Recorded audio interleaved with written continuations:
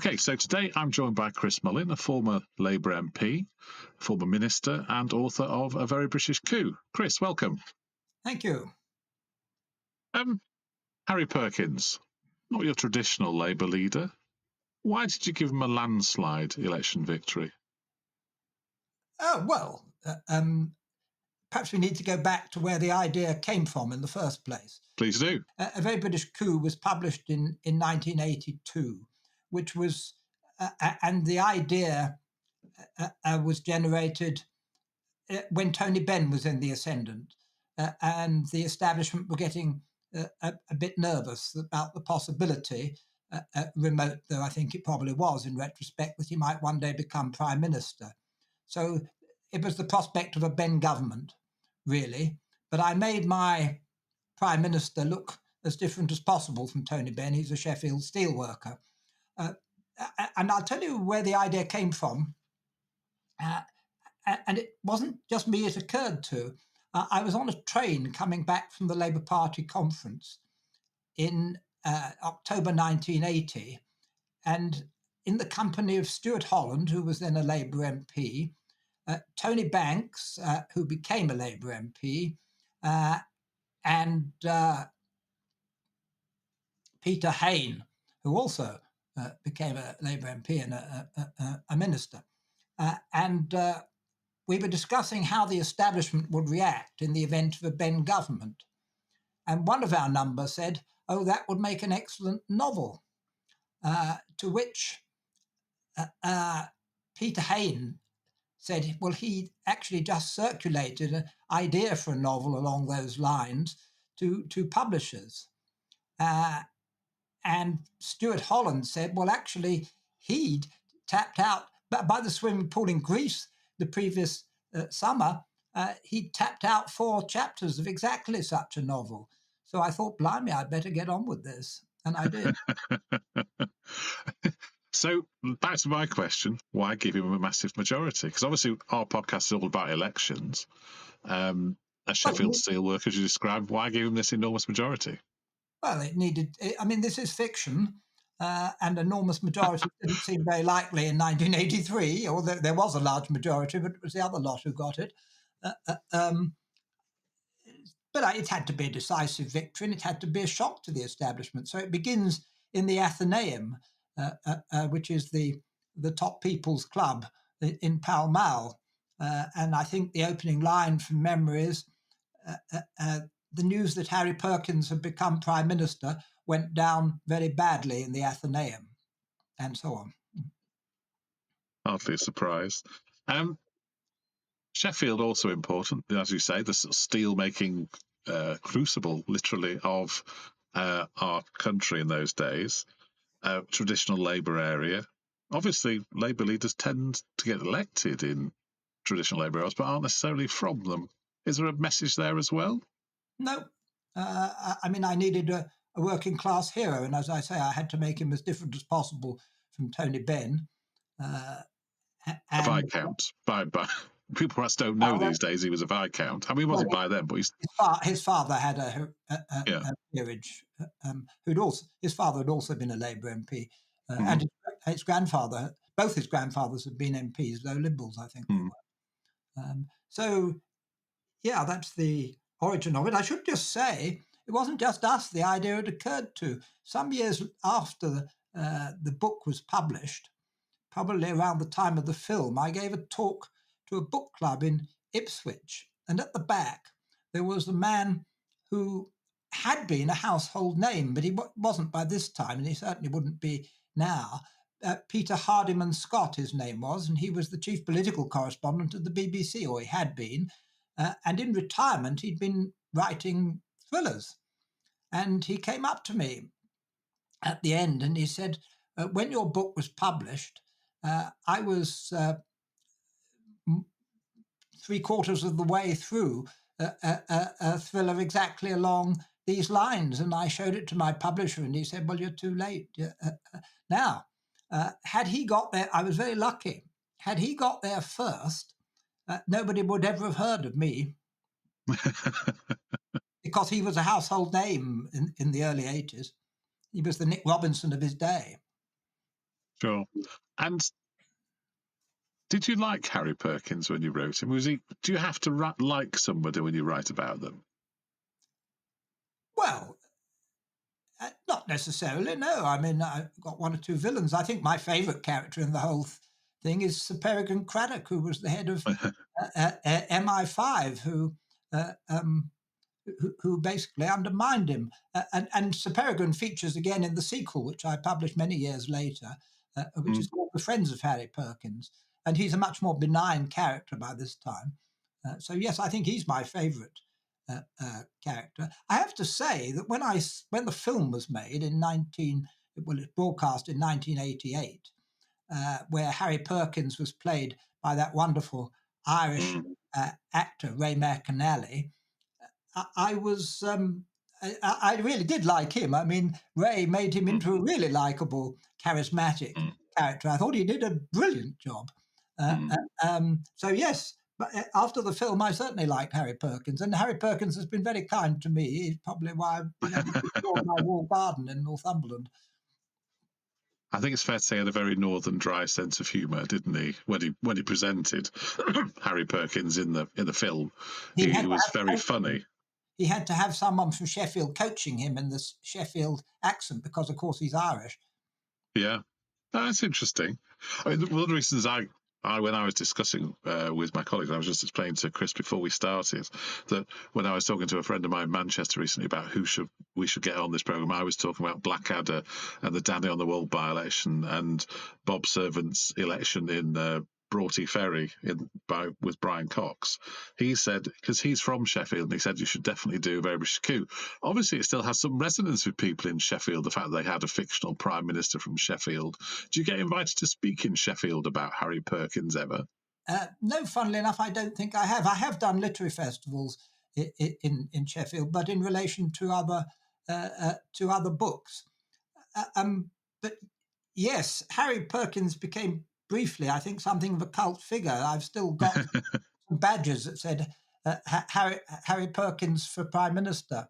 And Neil Kinnock said to me once that during, I think, the second leadership election in which he participated, there was a small write-in vote for Harry Perkins. And the headline, of course, A Very British Coup, has become a kind of phrase that is now used. Sometimes it's adapted to fit whatever the needs of the hour are, but I got whole front pages of the Sunday Times, for example, not long ago that were headed "A Very British Coup." They related to some other story that they were peddling, but the phrase, I think, has kind of entered popular culture. Yeah, I think you're completely right. You said, I think, in your speech to when Tony Blair got elected in 1997 as Prime Minister, that he was no Harry Perkins. Is there a reason for you not to see the two as being the same sort of character? Well, he was as different from Harry Perkins as you could possibly get. He was relatively posh, not very posh, pretty moderate by comparison. He was elected on a programme, if you recall, that suggested we should stick to Tory tax and spending plans for the first 2 years. One can agree or disagree with that, but certainly Harry Perkins wouldn't have done that. And bearing in mind, our present Prime Minister often refers to himself as being the son of a tool maker. Do you see this sort of working class credentials being something that Labour leaders do try and bring to their support when trying to run for Prime Minister? Yes, well, certainly in internal Labour Party elections, it always helps if you can dig up a minor among your ancestry. So yes, it's a card they do like to play, but of course, Keir Starmer's as middle class as I am. Yeah, I'm knighted as well, which is, I mean, you can't get more establishment really these days, can you, than a Privy Councillor and a Knight of the Realm. When you wrote it, did you have it? Because obviously now, I mean, I don't know if you watched The Crown. I mean, certainly when I was younger, people sort of whispered about Mountbatten's potential coup. in the 70s against Harold Wilson. And in The Crown, I think it's basically drawn out very clearly that there was talk of a coup between media barons, the secrets, security services, and so on. Was that something that you were aware of when you Yes, were writing? Yes, it is. Yes, we know that in the past, under Labour governments, even one as moderate as Harold Wilson's governments, there was talk in certain quarters of some sort of destabilisation. I wanted to show, I think, because it had always been a tenet of British culture that the real threat to our civilization came from the Russians. And I always thought it came from the Americans, actually. And so you'll see that the coup is organized by the Americans, who have quite a good record, quite a long record of destabilizing regimes they don't like. Chile, 1973, is the most, as one that comes to mind. Iran, of course, in 1953, and so on. So, as I say, that's why I wanted to suggest that the real threat came from, and I kind of stand by that. Yeah, in fact, we've done a podcast episode about the election of Allende in the 1970s. Another one which I wondered if it inspired you was the American film 7 Days in May, where the establishment in the States tries to overthrow an incumbent president. Is that something you were also aware of when you were writing? No, it isn't. I have seen it since, and it's an extremely interesting film. But no, I wasn't. I was aware of the various coup attempts. Mountbatten's Mountbatten actually left the room eventually when Sir Solly Zuckerman, who was the government's chief scientific advisor, said this is treason. Louis. So he wasn't really involved, but Cecil King, the head of what was then, he was the Murdoch of his day in many respects, the head of the IPC, the International Publishing Corporation, and a man of great influence. He did attempt to install a businessman's government, and that he wanted Mountbatten to be the head of it. So that got nowhere. In fact, it led to the downfall of Cecil King, which was fairly spectacular, I remember, in 1968.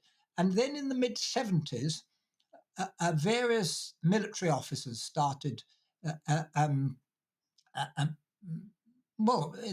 one case, that of General Sir Walter Walker, trying to assemble some sort of private army to deal with the chaos that he confidently expected, and I think probably was going to organise,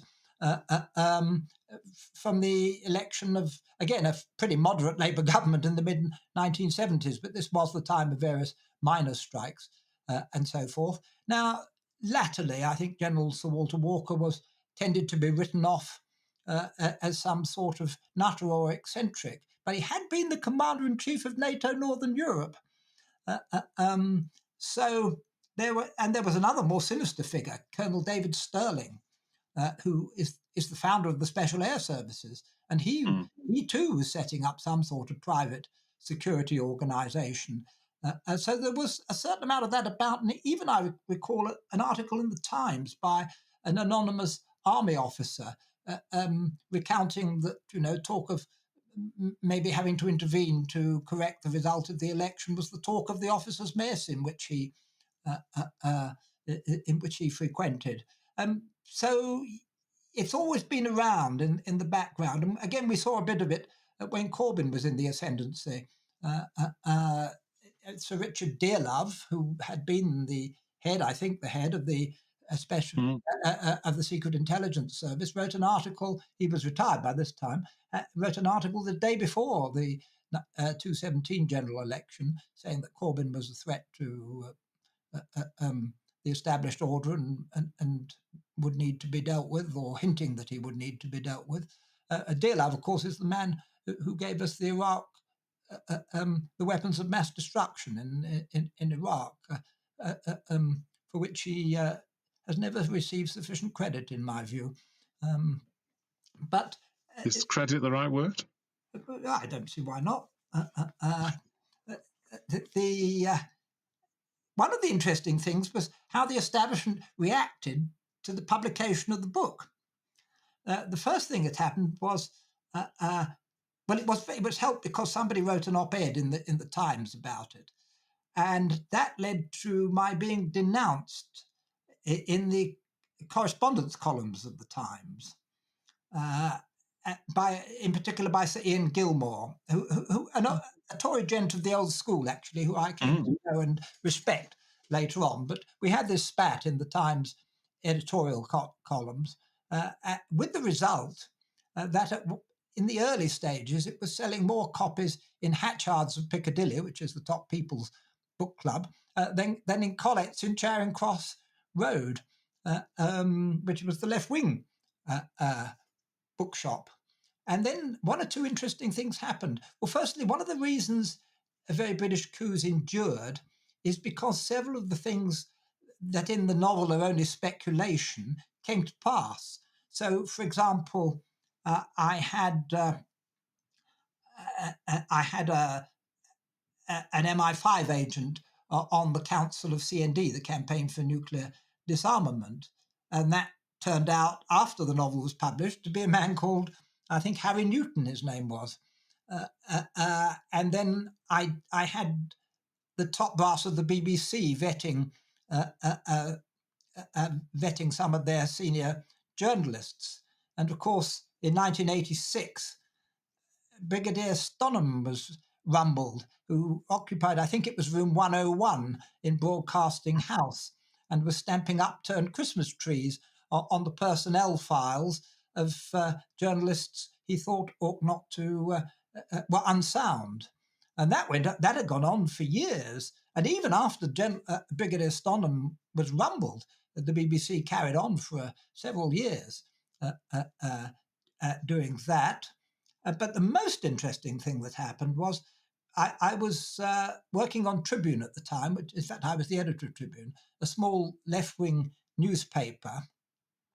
And we started selling the hardback through an advert in the back of the paper.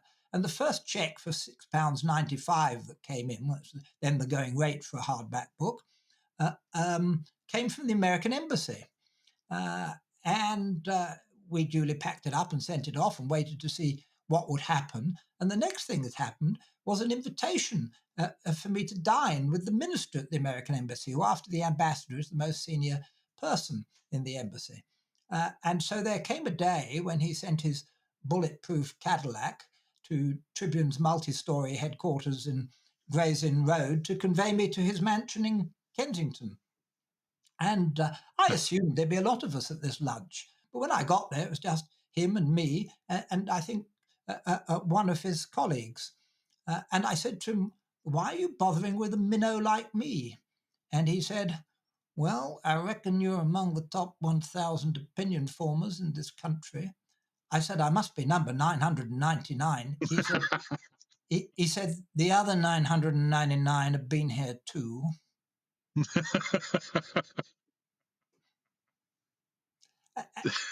And actually, do you think you gave them some ideas about how to overthrow a British government by writing a book? No, what they were interested in, well, he was interested really in telling me his point of view, which he did at some length.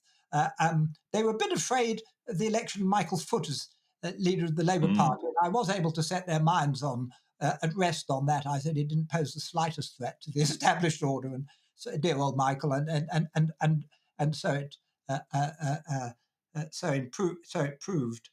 But the other thing that had happened, I think, when I worked on, it was after the novel, I think it was, is that once, maybe twice, I was invited out to lunch by diplomats in the American Embassy who wanted to sound me out on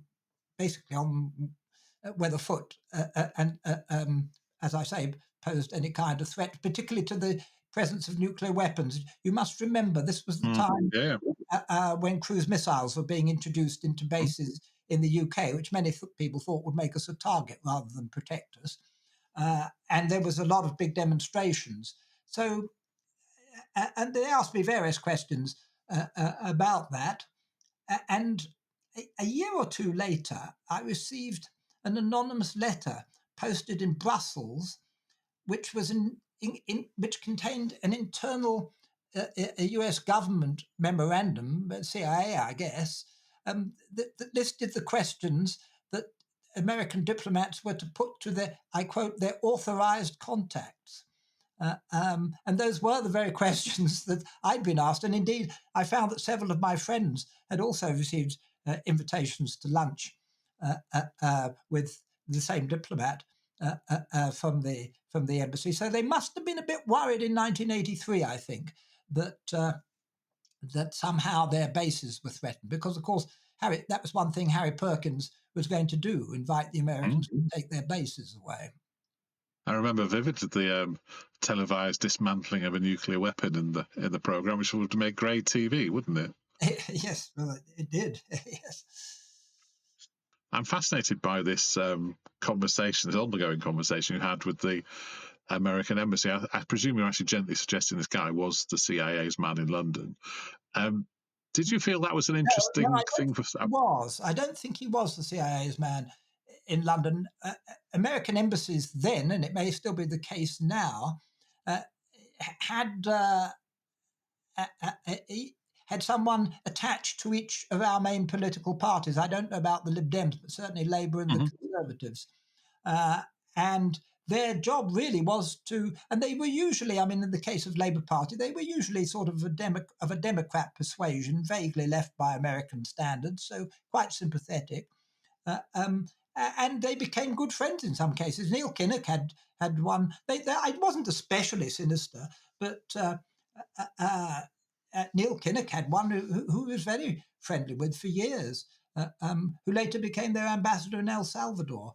I think I thought at once, oh, this is the CIA, but I did check him out, and he wasn't, as far as I could see. So there'd be, and then the Conservative Party would have somebody of vaguely Republican persuasion attached to them, and they'd attend the Labour Party conference and so forth.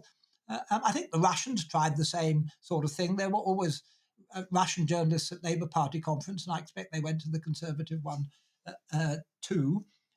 So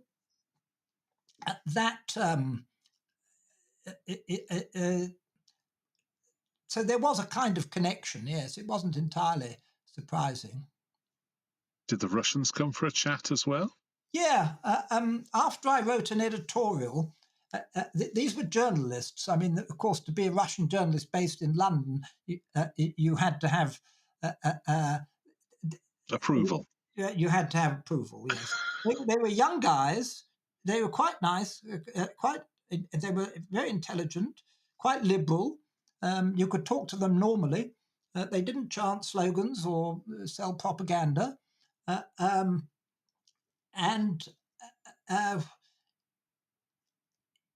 wrote an editorial in Tribune when I was the editor, this was, so it's 83 again, when Chernenko, there was a series of geriatric Soviet leaders. Yeah. Andropov. Yeah. Andropov, Chernenko. And I wrote a scathing editorial saying, it's about time they found somebody more appropriate. I've forgotten what I said, but it was very scathing. Not a waxwork, I think the phrase was. No, that was Prince Charles's account of the Chinese leadership. An appalling old waxworks, he said. Well, that was kind of the situation in the Soviet Union, too. You had all these succession of geriatric leaders. And so I assumed when this guy rang up and invited me to dinner in a flat in Bayswater, there were two of them, I assumed that he wanted to tell me off and give me the correct line, but wasn't that at all. He said, well, you're absolutely right, but there's a better leader in the pipeline. We think Gorbachev will be the next leader. I'd never heard of Gorbachev at that time, but so it came to pass. So I looked this guy up. Oh, then years later, when I was selected as the Labour candidate for Sunderland South, so this would be about 1986, I think. I could have been 87, but I think it was 86. I was lodging in Sunderland at the time, and I went out to get a newspaper up to the corner shop, and there was a car with two men watching me in it. I realized they were watching me. I could see when I came back that they were looking at me in the mirror. I thought to myself, well, these are special branch. And then I took my laundry to the laundrette in Villette Road, a walk of about half a mile, and there was the car following me. When I got home, I opened my newspaper and I realized at once what it was all about. 102, I think that's the right number, Soviet diplomats had been expelled, and there were my two journalist friends, Russian journalist friends on the list. And what had happened was this. I had a letter from one of them whose wife worked for a publishing house in Moscow, and he said they'd like to publish a Russian version of A Very British Coup, and would I give them permission to do so?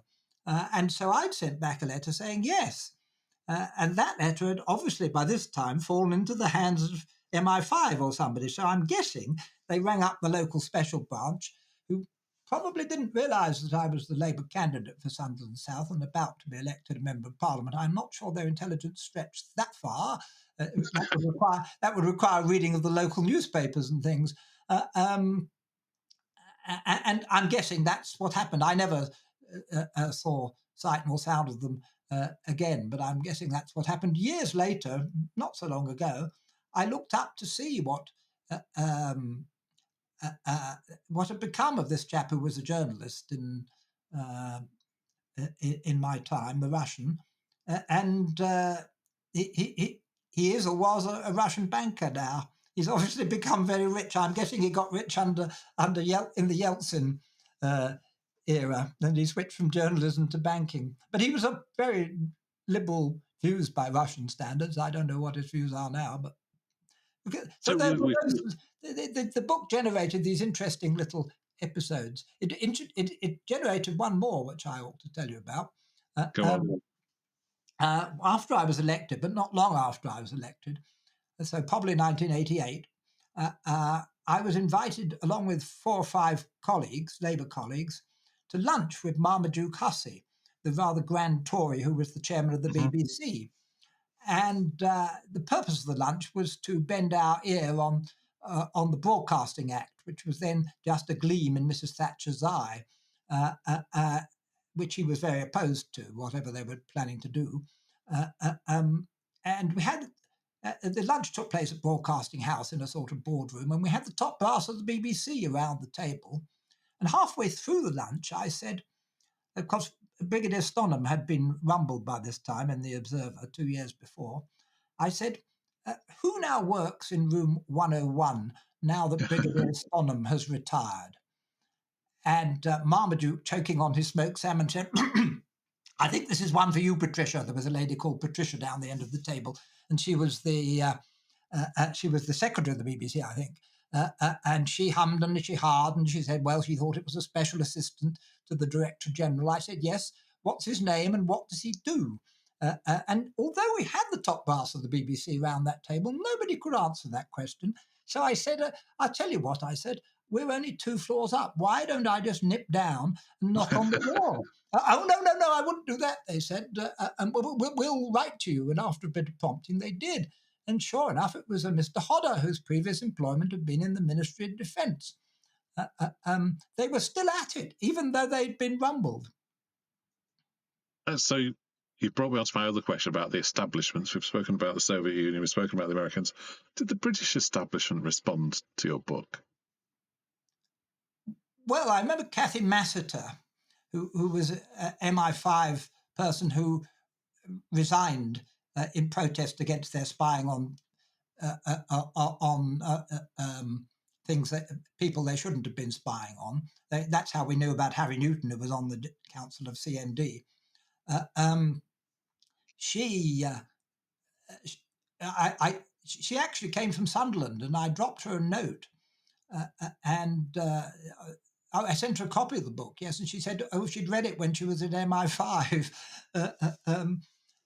So I don't know. I mean, bits and pieces. I mean, Marmaduke Hussey was the British establishment. Uh, uh, Mm. um, um, so yeah, most of them knew about it. Most of them knew about it. I went the other day to Stella Rimington's funeral. I got on very well with Stella Rimington subsequently. She had been the head of MI5.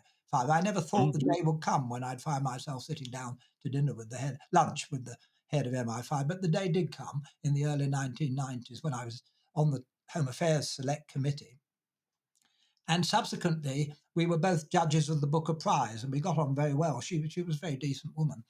But I went the other day to her funeral, and several of her successors, at least three of them as heads of the MI5 were there, including the current incumbent and the head of the Secret Intelligence Service. And they were all familiar with my diary anyway. The first volume, a walk on part. So I was quite flattered by that. So you basically gave them the playbook on what to deal with if a socialist came to power, was to just how to respond to it. No, I think they cleaned up their act years ago. I really do. I think they're much more careful now. There is a line that has to be drawn, and I'm not sure they always do it. They certainly didn't during the miners' strike. But they would have said, "Oh, well, that was a threat to the elected government." That would have been their response to that. They would have justified it. But no, they all, the ones I've met anyway, most of them seem to be normal people, whereas they were all toffs up to the mid 1980s or later.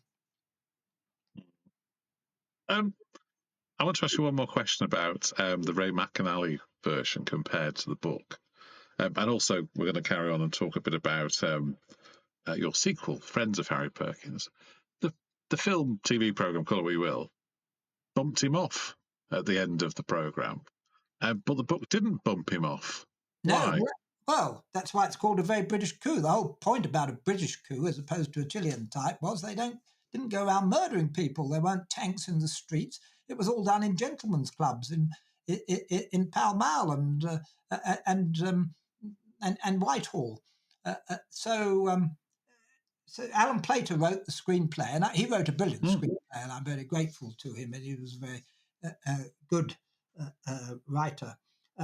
But it was he that changed the end, and I would have ended it personally if I'd known about it at the time. I would have suggested they end it when Harry Perkins goes into that BBC studio, ostensibly to announce his resignation, and then gives a quite different and very defiant speech, because that left open then what would happen next. You didn't need to. After that, the camera drifted away to people with epaulets and army officers and so forth. And there was a hint that this was going to be some sort of military coup, but that's not what I intended at all. And I don't think it would happen like that. It would be newspaper proprietors in collusion with some senior Tories and maybe some senior civil servants, maybe the security services. That's what I meant, but it certainly wouldn't have been blood on the streets. Yeah, I just think it's quite. I mean, obviously, it's only inferred because you hear the screech of tyres and a car crash. I don't suppose you know he's been killed, but of course, the sequel it starts with his funeral, and what comes from that? Yes, well, the sequel is called "The Friends of Harry Perkins," and it was published in 2017. People have been asking me for years if I was going to do the sequel, and I even had inquiries from filmmakers. So I thought, well, I better get on with it. And I never quite worked out what it was going to do. So I did write it, and it's in the sequel. It, as you say, starts with the funeral of Harry Perkins in Sheffield. And the opening line, which I'll give you for free, though please don't broadcast the ending of it. The opening line is, Harry Perkins was buried on the day that America declared war on China. I think that's quite a good pointer to where we might be headed. Take your pick, really, though, these days, who we're going to go to war with, isn't it? And yes, politics are certainly unpredictable now. International relations unpredictable, God knows. And the principal character in the book is now Fred Thompson, who was Harry Perkins' sidekick in the original book. He's press officer, wasn't he? It's sort of, yes. He was the sort of Alistair Campbell of the Harry Perkins government, though not as sophisticated as Alistair. And so, yes, he stands for Parliament. He's adopted by the Labour Party in Harry Perkins' old seat, and rises quite quickly up the ladder. And then the rest of the book is about what happens. And it's got some much more modern themes. I mean, this is post-Thatcher, and that hasn't caught the zeitgeist in the same way as A Very British Coup did. It sold a modest quantity. It earned back the advance, but I didn't. I was hoping someone would make a film out of it, and the author, the filmmaker, the great filmmaker Stephen Frears, sent me a very friendly letter saying, and he described it as terrific, measured, heart-stopping, moving. I thought, wow, now we're getting somewhere, and I had hoped he would make the film, but he didn't. There's lots of in the film world. There's lots of bright ideas that don't come to pass. Followed by disappointments. I did ask the people who made A Very British Coup, but he's in California now and doing other things, so he wasn't interested either, which is a pity, because in the past I did have people getting in touch with me saying they wanted to make a sequel, but it's not come to pass yet. I mean, there's plenty of time. But interestingly, there is a sort of sequel, The Secret State. I know it's a remake essentially, but presumably you were approached about Secret State, when I was watching it not that long ago actually, and I sat there, and there's that phrase that I can never remember, is it Del Boy that said it? It's like deja vu all over again, Rodney. And I was watching there, and I was thinking, hang on, I've seen this before. I was having this really deja vu, and then I suddenly saw this guy at the back wearing a priest's outfit at some funeral, and I'm thinking, this is A Very British Coup with a different name on it. What made you say, yes, let's do this? And it was obviously a very different context, a disaster, Prime Minister dies, etc. It was different, but clearly the same idea. Well, if they wanted to do a remake, and I'm very grateful to them because they helped fund my wall garden in Northumberland, but they realised, I think, quite quickly that it would be very hard to improve on the original. So they needed to make it as difficult. They realised overlap. They realised quite quickly that it would be very difficult to improve on the original. So they wanted to make it as different as possible. So they made the Prime Minister a Tory, I think, played by Gabriel Byrne by this time, another good actor. They made the Prime Minister a Tory. They made the incident in which he was killed was a plane crash over the Atlantic, I think, or an explosion, some unexplained. So one thing I did do, and I wish I'd done it with the first version, and indeed with the film made of my book Error of Judgment about the Birmingham bombings, I wish I'd written a line into the contract saying that I wish to have a very short part in it, like Alfred Hitchcock used to do. Yes, always appear. A little cameo. Yes. But I did it this time. You enjoyed dressing up as a vicar, did you? Well, I thought they might make me a bishop, at least. A backbench MP, or even, who knows, a minister.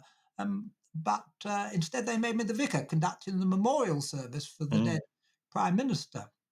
And so I had a wonderful day over in Cheshire, at Alderley Edge, I think it was. Wow, it's about 5 miles from where I am. I'm literally 5 miles away from Alderley Edge. filming this this little sequence, and I was dressed up as a vicar with all, and got friendly with all these famous actors who were in it. And I had three little cameos to begin with.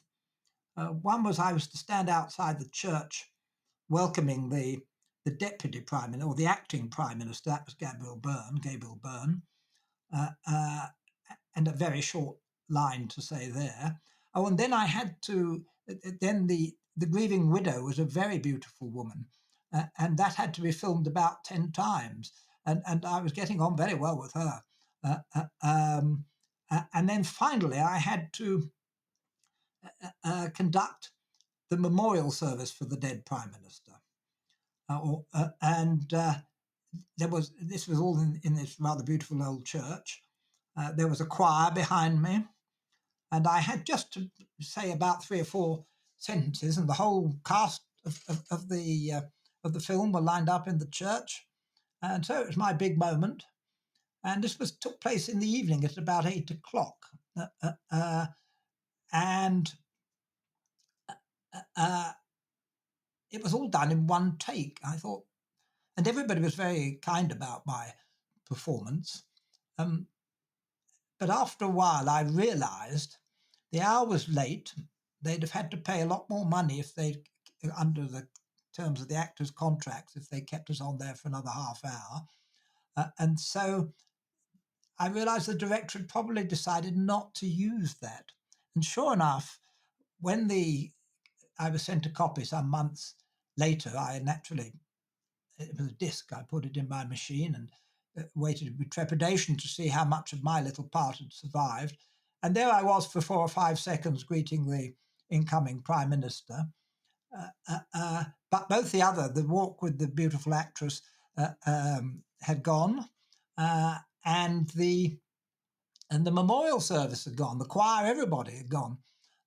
So that was the end of my film career, I'm sorry to say. You'll have to write another book to make sure you get in the next one, won't you? No, I've written other books, but nobody's filmed them so far. Talking more about you, obviously you were MP for Sunderland South, which is famously the place where election counts were the quickest in the country. I think you actually had the quickest count 4 times in a row, didn't you, from memory?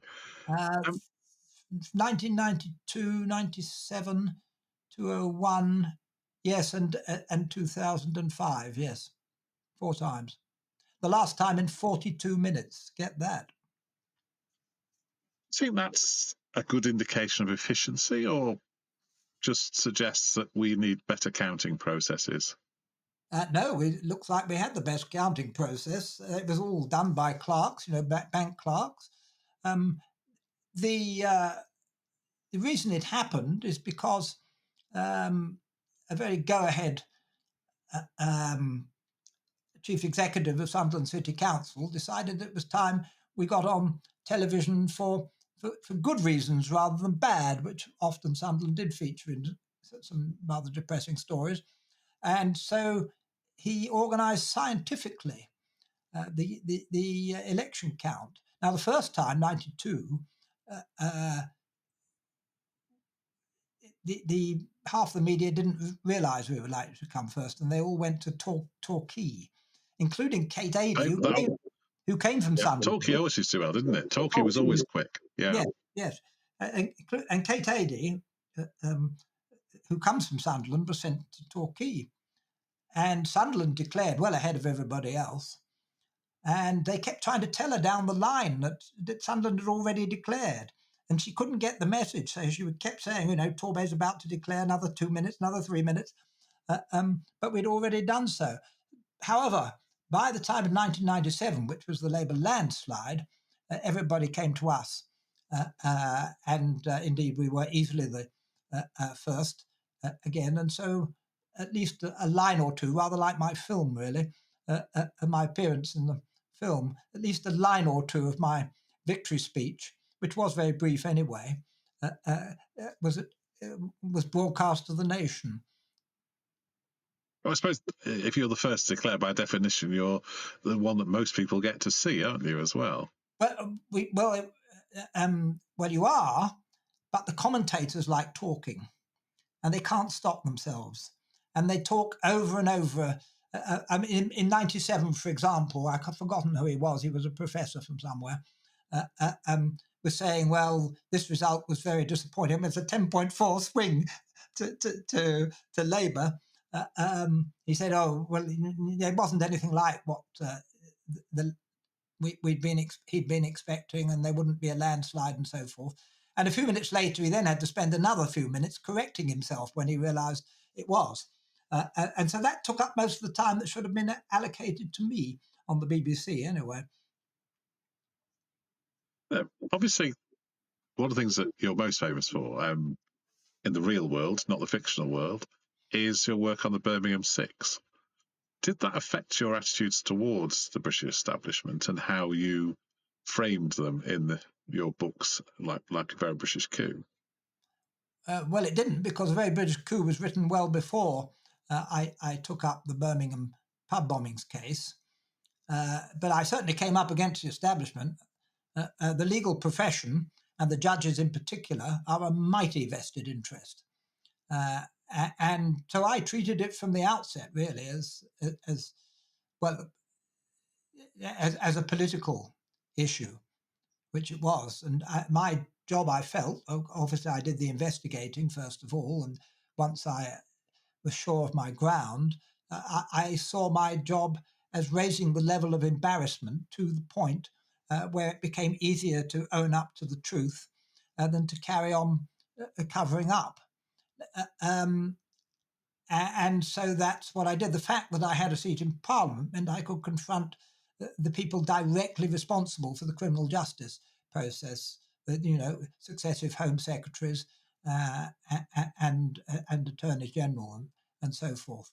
And so that's kind of what I did. So, for example, every Home Office questions, I had a little syndicate of sympathetic members whom I handed out questions, and some of us got called. In fact, sometimes we dominated on one or two occasions Home Office questions. The Labour front bench weren't very keen to pursue this at the time. Roy Hattersley was a Birmingham MP, and obviously this is a very sensitive issue in Birmingham.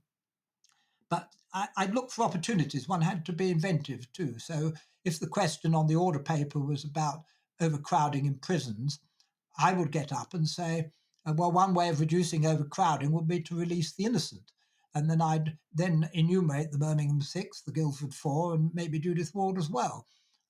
And in due course, of course, all those convictions were quashed amid a great deal of weeping and gnashing of teeth.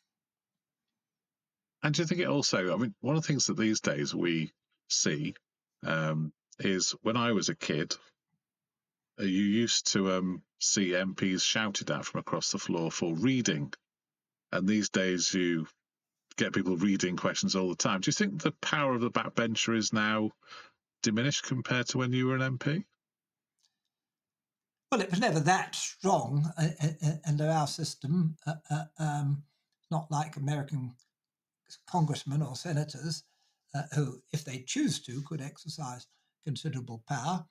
But yes, I agree with you. It's just awful watching people reading out lollipop questions. It started under New Labour, and which had been scripted in advance. Dreadful, embarrassing. And there are still people who are capable of asking questions. There are some who like to make speeches rather than ask questions. That's foolish in my view too. You don't have to be verbose to get your point across, and I don't think I was. No, I just say, I do slightly disagree with you. I think as a backbench MP, you were one of the people that I personally thought that guy's actually standing up and saying what he thinks.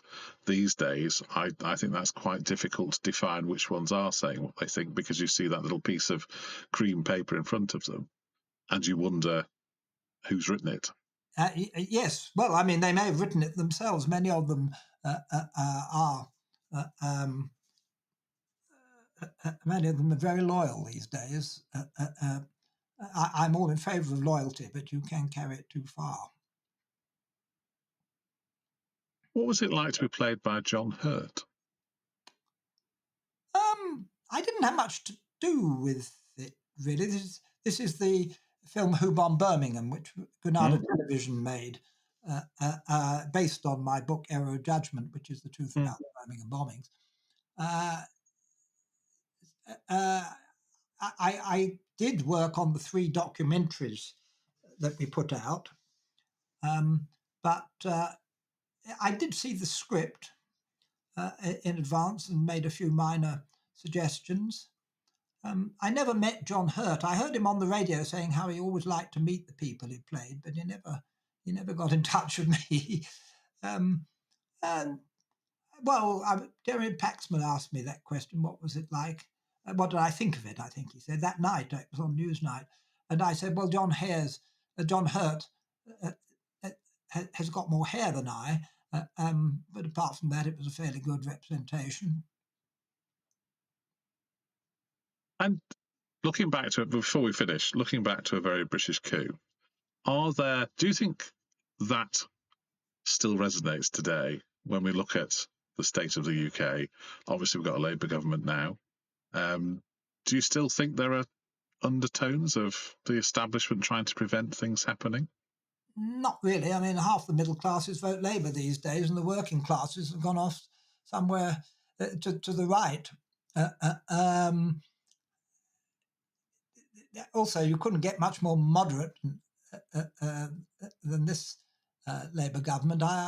It's an issue about competence, actually, not about left or right. And I'm afraid they've proved thus far very disappointing.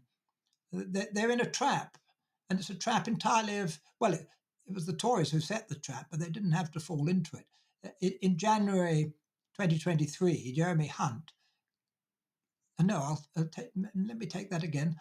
In January 2024, Jeremy Hunt cut by 2 pence the basic rate of employees' national insurance, thereby costing the Exchequer many billions recurring. He then cut another penny off it in his budget the following April.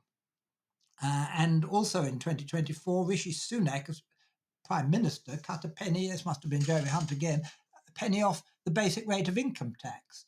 Now, this was billions and billions lost to the Exchequer. And then they challenged Labour to say, well, what would you do? Would you put it back up again? And instead of saying, we'll make up our minds what we're going to do if and when we get elected and see what kind of mess you've left us. And by the way, they might have added, the next election will be about the state of the public services, not about tax cuts for the already prosperous. If they'd replied along those lines, which was the obvious answer, but they didn't.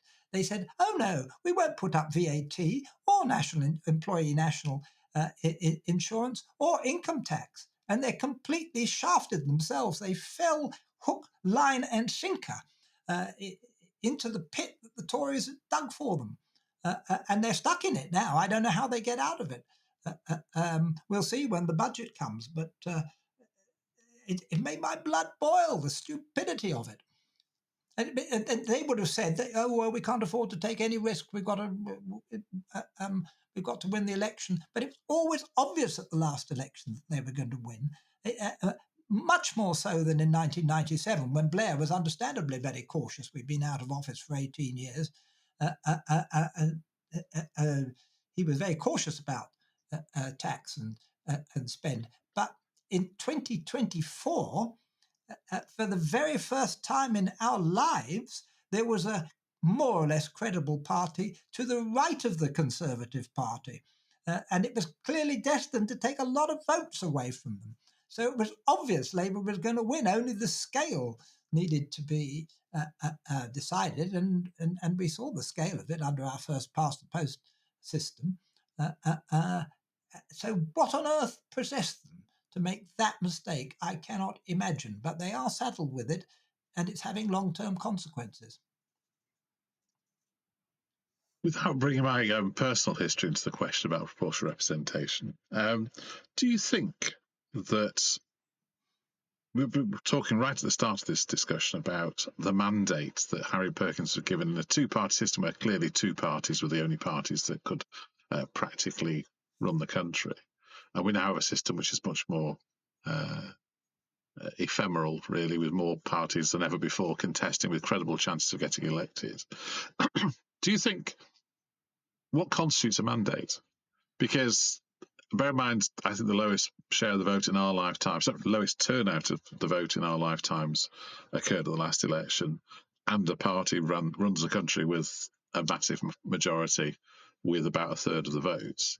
Do you think that's fit for purpose?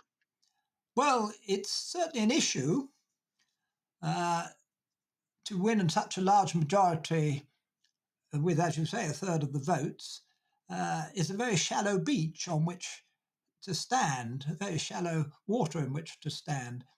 I think you could actually, though, probably argue that the Liberal vote too was a reflection of disgust with the outgoing regime, and maybe even the Green vote.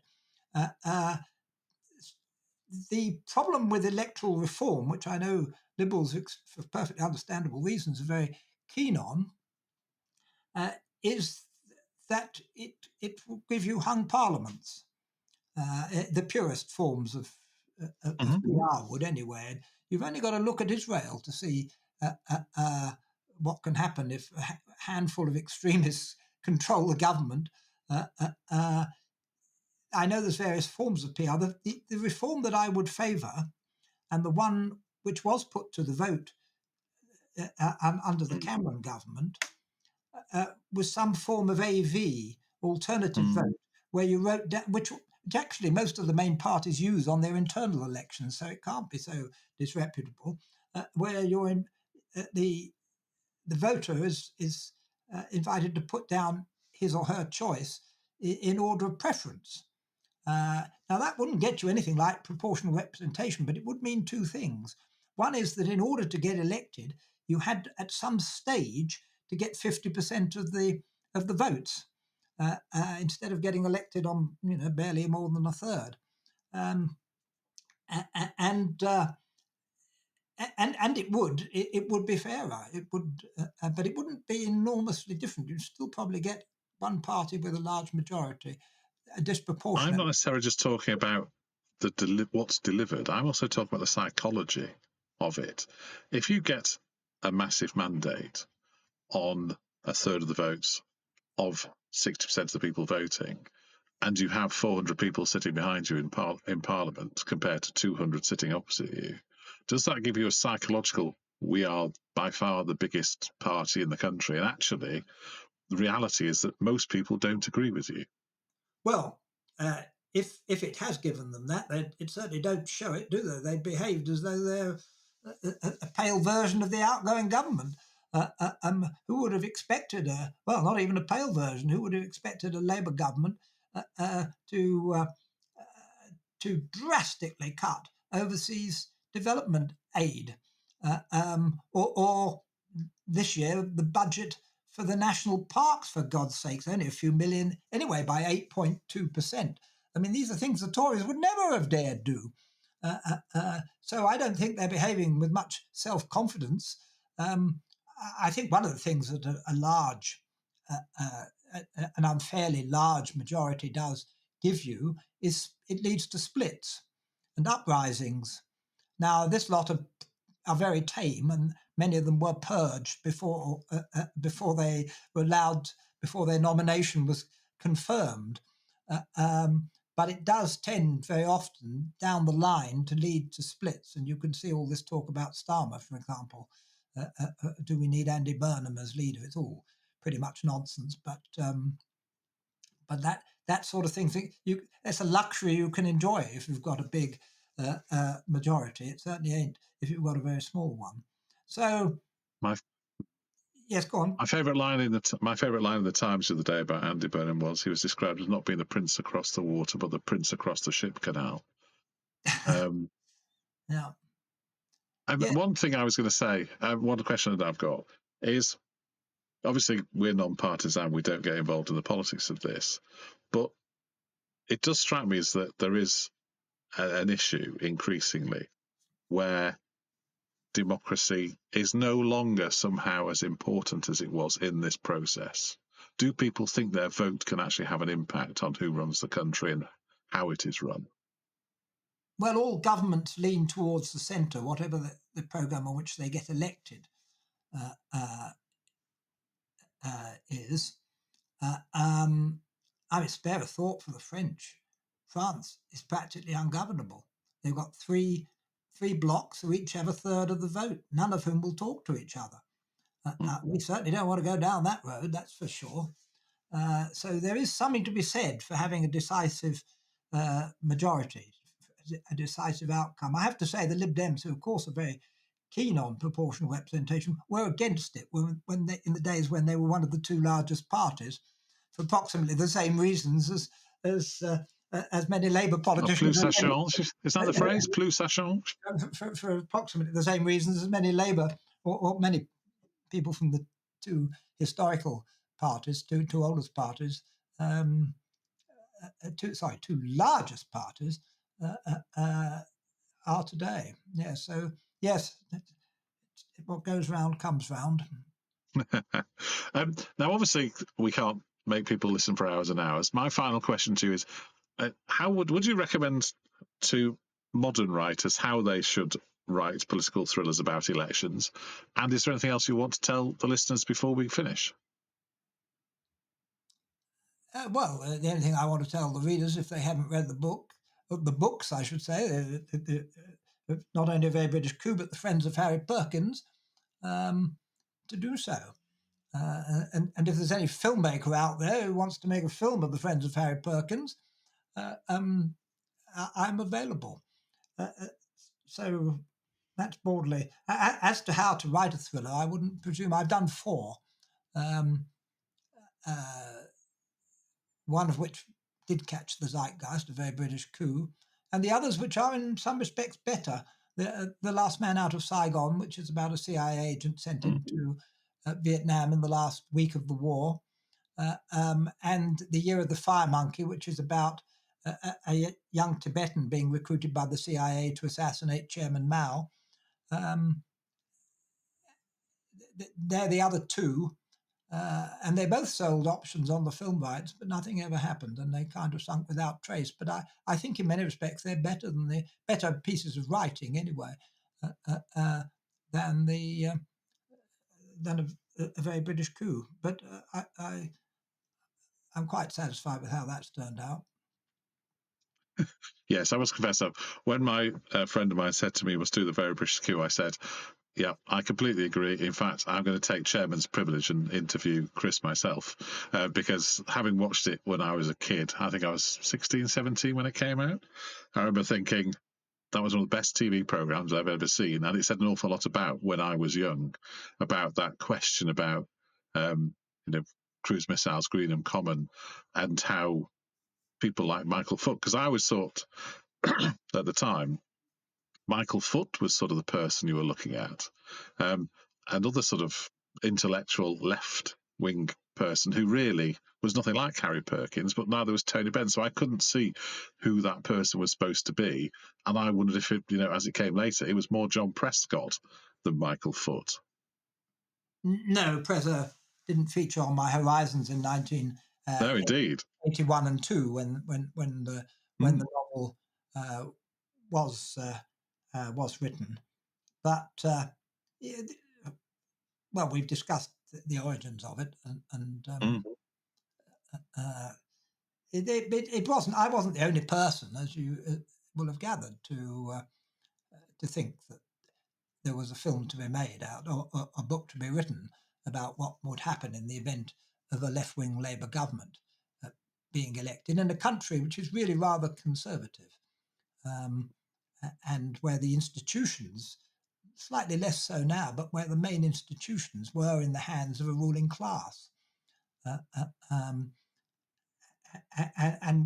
who would behave badly if the source of their power or influence was challenged, and whose loyalty, in some cases, was to the United States government, not to the British government, and certainly not to the British people. And so those are themes which I guess it explores, which are still slightly relevant today, though I don't think many of our ruling class are all that keen on the present United States government, in fairness to them. quote another fictional politician, you might think that I couldn't possibly comment. Chris, it's been absolutely wonderful to speak to you today about A Very British Coup and your other fictional works about Harry Perkins and so on. Thanks very much for joining us. We'll see you soon. Thank you, John. Take care.